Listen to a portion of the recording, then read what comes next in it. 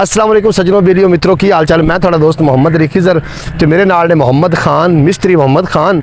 असी जनाब अज इस्लामाबाद की सरजमीन ते हैं हज़रत इमाम बरी सरकार रहमतुल्लाह अलैह दी दरगाह ते हैं। असी जरा तुसी पिछे वेख रहे हो मज़ार ये हज़रत इमाम बरी सरकार दा है तो मोहम्मद खान दे नाल गलबात जोड़ते हैं। अस्सलाम वालेकुम मोहम्मद खान साहब। वालेकुम सलाम जी। इस्लामाबाद आके कैसा लगा? बहुत अच्छा है जनाब, बहुत अच्छा।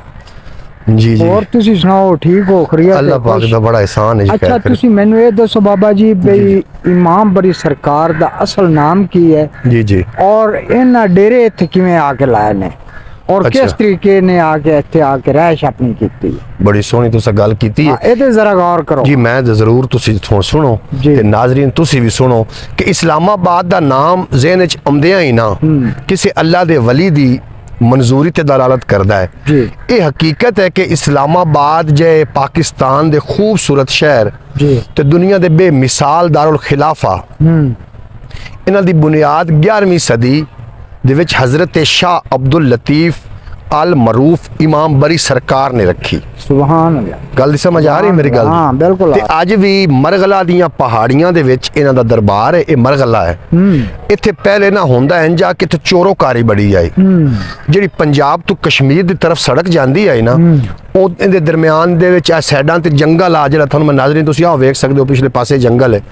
ਇਹ ਜੰਗਲ ਆ ਇੱਥੇ ਚੋਰ ਲੁਕ ਜਾਂਦੇ ਆ ਉਹ ਜਿਹੜੇ ਪੰਜਾਬ ਤੋਂ ਕਸ਼ਮੀਰ ਵਾਲੇ ਲੋਕ ਜਾ ਰਹੇ ਹੁੰਦੇ ਹਨ ਨਾ ਉਹਨਾਂ ਨੂੰ ਲੁੱਟ ਲੈਂਦੇ ਆ।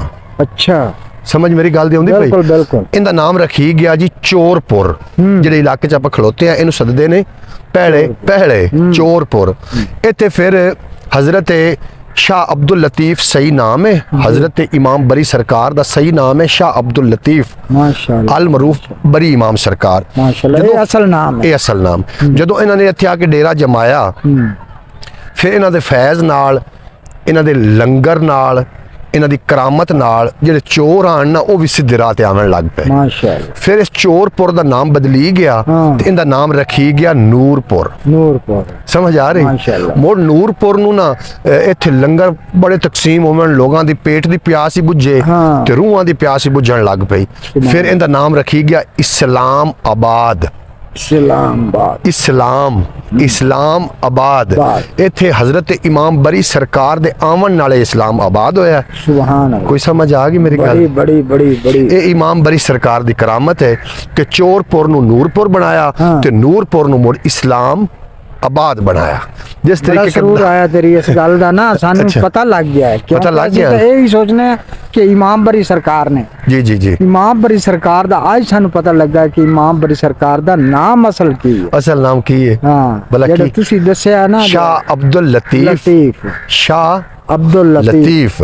समझ आ गई? मरगला दी पहाड़ियां विच इन्हां दा जेड़ियां मज़ार है। नाज़रीन तो सानू मैं मज़ार विखाई ना बड़ा खूबसूरत मज़ार माशाअल्लाह। और ਇਹ ਤੁਸੀਂ ਜਿਹੜੇ ਸਾਈਡ ਵਾਲੀ ਤੁਸੀਂ ਏਰੀਆ ਵੇਖ ਰਹੇ ਹੋ बड़ा ही बरी इमाम बरी सुने हो? मेरी खोटी किस्मत करो खरी सरकार बरी इमाम बरी।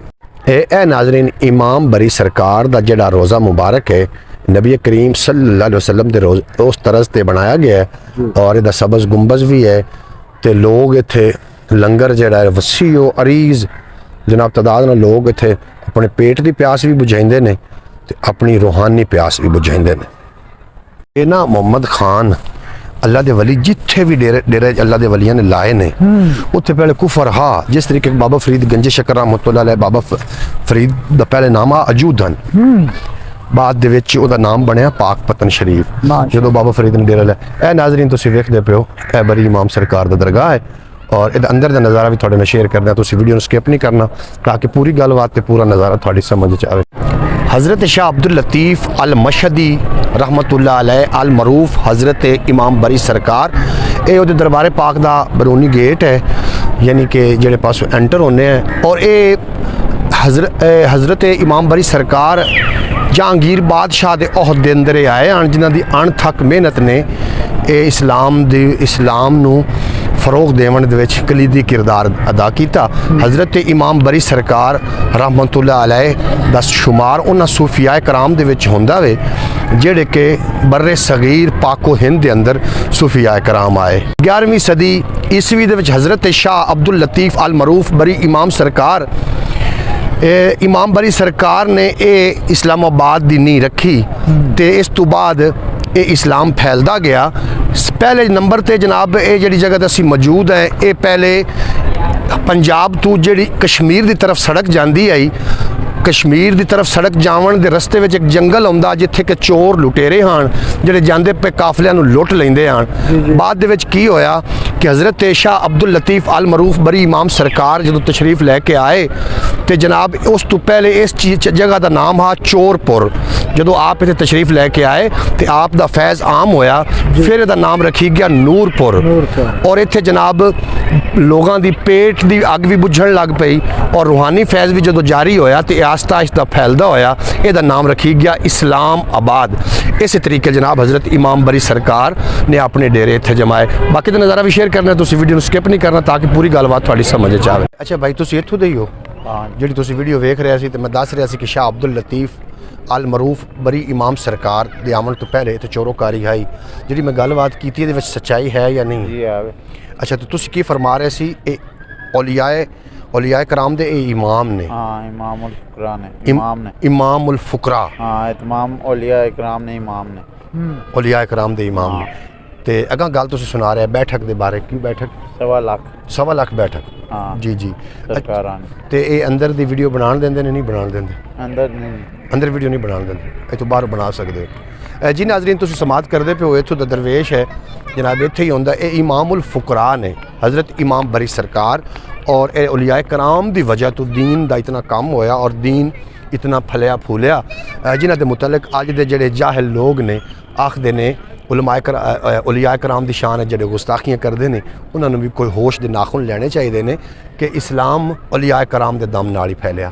मोहम्मद खान कैसा लग रहा है इत्थे आके? माशाल्लाह बड़ा सुरूर आ रहा है, बड़ा सुकून आ रहा है। मरगला दी पहाड़ियां ने ना जी, मरगला दी पहाड़ियां दे दामन दे विच जनाब हज़रत इमाम बरी सरकार दा ये दरगाह है और जेड़ा बंदा इनदे आके नज़ारा करदा है उन्होंने हकीकत दिली सरूर नसीब होंदा है। मरी नहीं जांदियां ने अजीब 12 को नई आबादी कठाल चौक तो उस तो अगा इतों मतलब 20 तो 25 किलोमीटर दूर मरी है जनाब। इवें बिल्कुल। क्यों जी? मतलब मस्जिद कितनी दूर है? इतों मस्जिद कितनी दूर है? शाही मस्जिद शाही मस्जिद नहीं, दूसरी फैसल मस्जिद। फैसल मस्जिद इस्लामाबाद आ रही है। जी नाज़रीन तुसी फैसल मस्जिद का भी नज़ारा ले सको।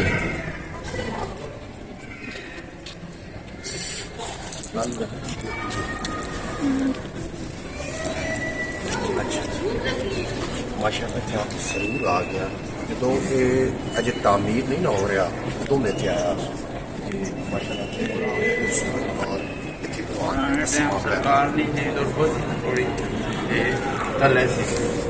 हाँ, ये जिले उन्हें बढ़ाया ना नवा ते ये उत्ते हो गई है फिर जगह पर।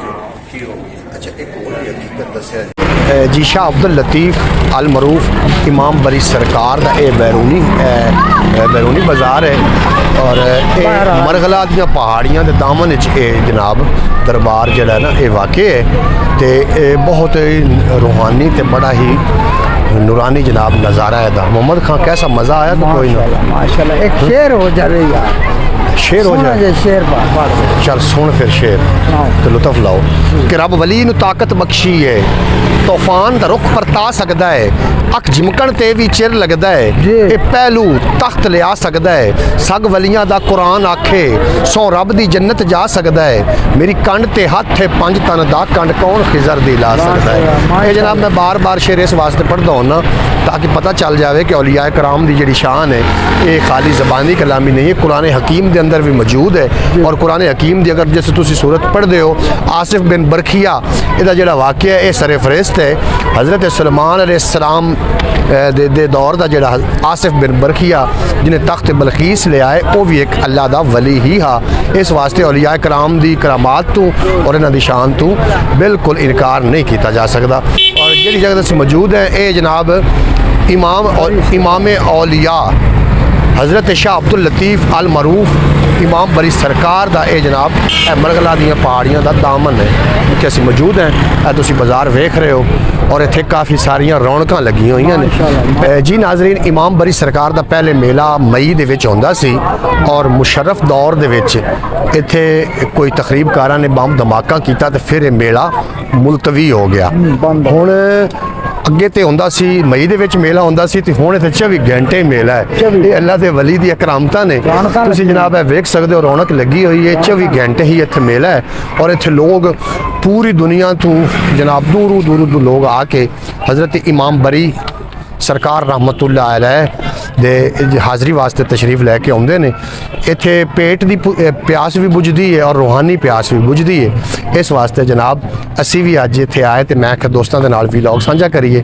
ਅਗਰ ਤੁਹਾਨੂੰ ਵੀਲੌਗ ਚੰਗਾ ਲੱਗੇ ਚੈਨਲ ਨੂੰ ਸਬਸਕ੍ਰਾਈਬ ਕਰਕੇ ਬੈਲ ਨੋਟੀਫਿਕੇਸ਼ਨ ਨੂੰ ਜ਼ਰੂਰ ਪ੍ਰੈਸ ਕਰ ਲੈਣਾ ਤਾਂ ਕਿ ਮੁਸਤਕਬਲ ਜਿਤਨੇ ਵੀ ਵੀਲੌਗ ਅਪਲੋਡ ਹੋਣ ਤੁਹਾਡੇ ਸਭ ਤੋਂ ਪਹਿਲੇ ਤੁਹਾਡੇ ਤੱਕ ਪਹੁੰਚ ਜਾਵਣ। ਤੁਹਾਡਾ ਤੇ ਮੇਰਾ ਰੱਬ ਰੱਖਾ। ਪਾਕਿਸਤਾਨ ਜ਼ਿੰਦਾਬਾਦ। ਮੇਰੇ ਦੋਸਤ ਭਾਈਂਦਾ